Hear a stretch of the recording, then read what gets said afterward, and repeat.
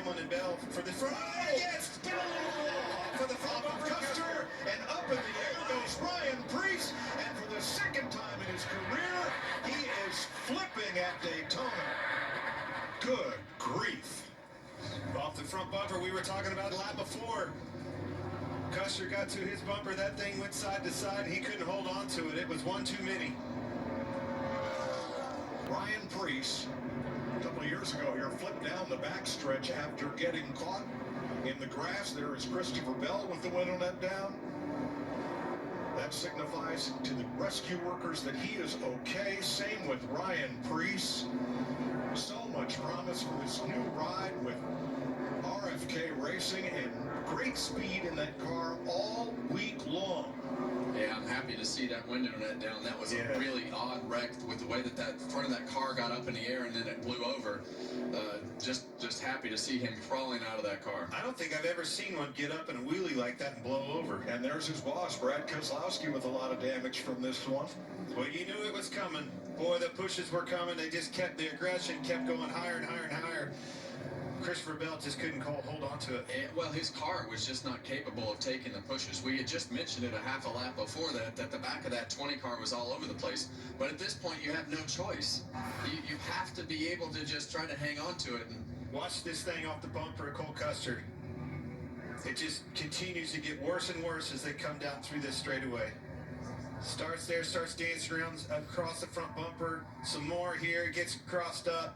Rest is history. There it goes. Now watch the 60 car, Preece. Bam!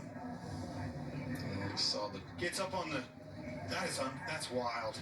I've never seen a car do that. That shows how fast they go. And they pile up behind him. This is from Eric Jones.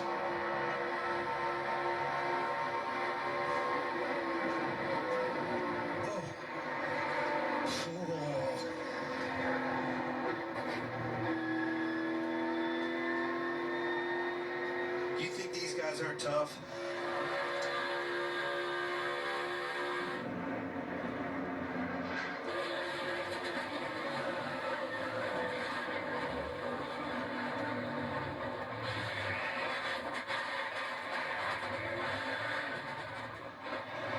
A devastating crash for Ryan Preece. An incredible camera work by our Fox crew. I'm so glad to see that window net down and him be able to get out of that thing. Whew, that's scary. It's unbelievable what it looks like when these cars get caught by the air like that. And I'm with you, Clint. I've never seen one take off with wheelie like that. But they just flip around like they don't weigh 3,600 pounds. Well, nothing weighs that much at 186 mile an hour. Saw the airbox just blow away. The right front tucked up underneath the A-post there. Car did its job, though, and he walked away. So many safety enhancements in these race cars. So that will likely send us to overtime. It happens on lap 196. Who's left?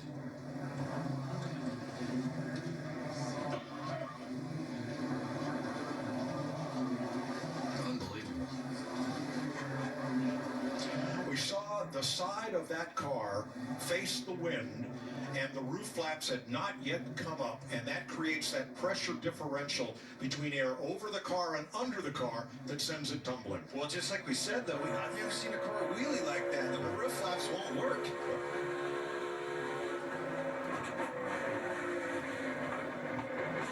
Whew. I've been there. That's a bad feeling. See how quiet they got?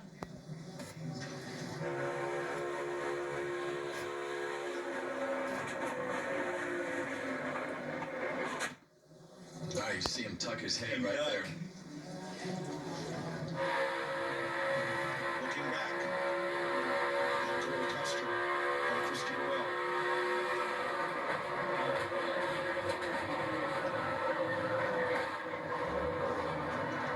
Yeah, and that Bell car just... It was just not capable of being pushed, and I'd say that that's a lot of the reason that we hadn't seen him up there all night, because that car isn't accepting push as well. But at this point in the race, you have to just put yourself in a position to throw it all out there and hope that this doesn't happen. Well, and that's exactly what he did. That's why these guys are where they are in the sport and in their life.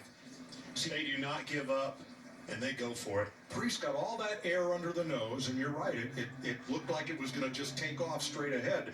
And I think he would have settled down had the car not turned and been side to the wind. And that's what sent it tumbling. Those shots when that car lands right there, I know we're in slow motion right now, but the impact that goes through your back and spine and neck, and especially when you can't see what direction the next hit is coming from to brace yourself. Right as the camera went out, we saw him start to duck his head and just, hold on to the steering wheel to brace yourself. That's what I would do. You see a lot of guys just let go of the steering wheel things now. I wouldn't. I always have held on to that steering wheel until it yanked it out of my hands. I agree. There is no worse feeling in the world than that.